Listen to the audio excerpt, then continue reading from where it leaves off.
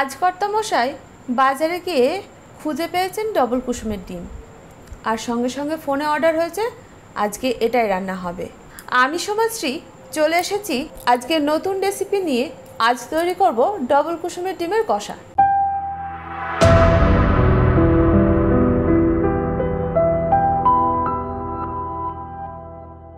তার জন্য প্রথমে ডিমগুলোকে সিদ্ধ করে খোসা ছাড়িয়ে নিতে হবে। এবার কড়াইতে পরিমাণ মতো সরষের তেল গরম করে ডিমগুলো ভেজে নিতে হবে।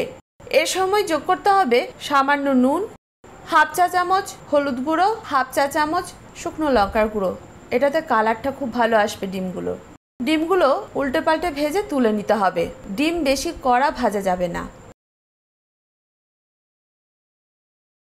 ডিম কষাটা যেহেতু আলু দিয়ে করব, তার জন্য আমি 3টে বড় সাইজের আলু 4 ভাগ করে কেটে নিয়েছি। এবার ওই আলুগুলো ওই তেলেই ভেজে নেব, আর নুন হলুদ লঙ্কার গুঁড়ো দেওয়ার প্রয়োজন নেই। আলুগুলো যেহেতু একটু বেশ বড় বড়, তাই ঢাকা দিয়ে ভেজে নেব। এর ফলে তাড়াতাড়ি ভাজাও হবে আর সিদ্ধও হয়ে যাবে। আপনারা যদি আলু ব্যবহার করতে না চান তাহলে এটা স্কিপ করে যাবেন। আলু ভাজা হয়ে গেলে এটাকেও তুলে নিতে হবে। এবার ওই তেলে আমার মনে হচ্ছে একটুখানি তেল কম হয়েছে, তাই সামান্য তেল আমি অ্যাড করেছি।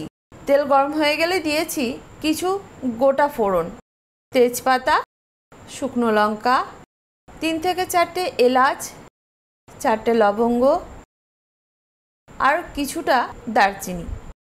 এখন এরই সঙ্গে যোগ করব হাফ চা চামচ গোটা জিরে। এবার এটাকে ভালো করে নাড়াচাড়া করে ভেজে নিতে হবে। 2 থেকে 3 মিনিটের মধ্যেই একটা সুন্দর ঘ্রাণ বের হবে।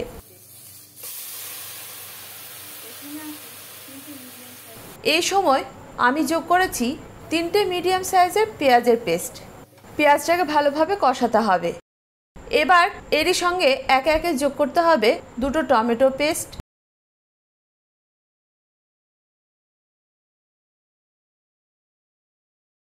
আর 2 টেবিল চামচের মতো আদা রসুন আর কাঁচা লঙ্কার পেস্ট। আমি ডিম কষার সময় আদার পরিমাণটা একটু কম দিই, রসুনের পরিমাণটা একটু বেশি দিই। এবার শুকনো মশলা দেওয়ার পালা। এই সময় প্রথমেই আমি যেটা দেব সেটা হলো চিনি, স্বাদ ব্যালেন্স করার জন্য। এবার দেব 1 টেবিল চামচ জিরে গুঁড়ো। চাইলে আপনারা হাফ টেবিল চামচ জিরে গুঁড়ো, হাফ টেবিল চামচ ধনে গুঁড়ো ব্যবহার করতে পারেন। হাফ টেবিল চামচ হলুদ গুঁড়ো, স্বাদ অনুযায়ী নুন, 1 চা চামচ কাশ্মীরি লঙ্কার গুঁড়ো। এই সমস্ত উপকরণ সামান্য জল দিয়ে ভালোভাবে কষাতে হবে।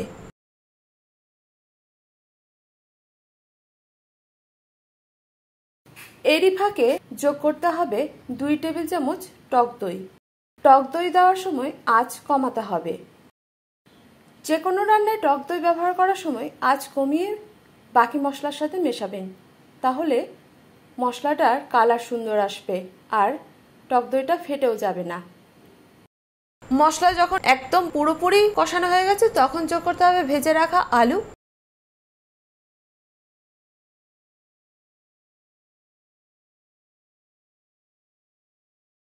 আর পরিমাণ মতো হালকা উষ্ণ গরম জল। এবার এটাকে ভালোভাবে নাড়াচাড়া করে ঢাকা দিয়ে রেখে দিন, যতক্ষণ না সবটা সুন্দরভাবে তৈরি হয়ে যাচ্ছে। যখন রান্নাটা পুরোপুরি কমপ্লিট হয়ে আসবে তখন যোগ করতে হবে ভেজে রাখা ডিম আর হাফ চা চামচ গরম মশলা গুঁড়ো। এখন এই ডবল কুসুমের ডিম হোক বা হাঁসের ডিম বা অন্য যে কোনো ডিম, এভাবে কষা বানিয়ে ফেলুন, দেখুন অসাধারণ লাগবে, আমি কথা দিচ্ছি। আর কেমন হয়েছে সেটা কমেন্ট করে জানাতে ভুলবেন না। তবে তার আগে আমার ইউটিউব চ্যানেলটিকে সাবস্ক্রাইব করবেন। ফেসবুক থেকে দেখে থাকলে পেজটাকে ফলো করতে ভুলবেন না। যদি আমার রান্না ভালো লেগে থাকে তাহলে লাইক শেয়ার করতেও ভুলবেন না। তাহলে আজ এই পর্যন্ত, দেখা হচ্ছে পরবর্তী ভিডিওতে। ততক্ষণ আপনারা ভালো থাকুন, সুস্থ থাকুন। ধন্যবাদ।